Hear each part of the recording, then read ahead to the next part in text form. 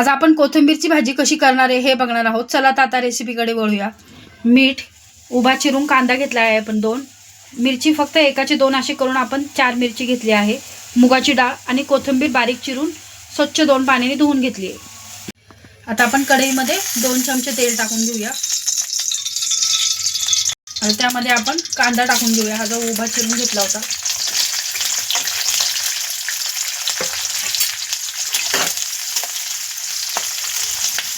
आपण मिरचीचे फक्त एकाचे 2 केले, कारण की जर लहान मुलं खात असतील तर ती मुलं व्यवस्थितपणे ती मिरची बाजूला काढू शकतील।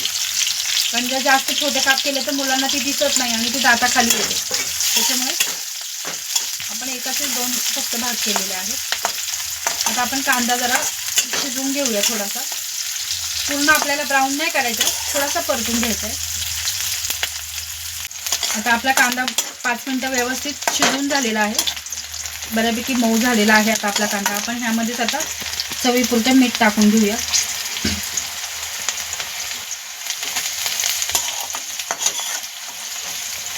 आता ह्यामध्ये आपण जी मुगाची डाळ घेतली ती 1 वाटी ती टाकू।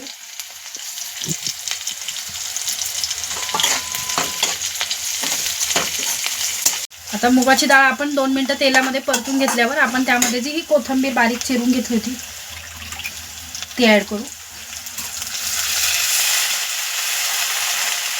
आता आपण हे सगळं एकत्र करून घेऊया।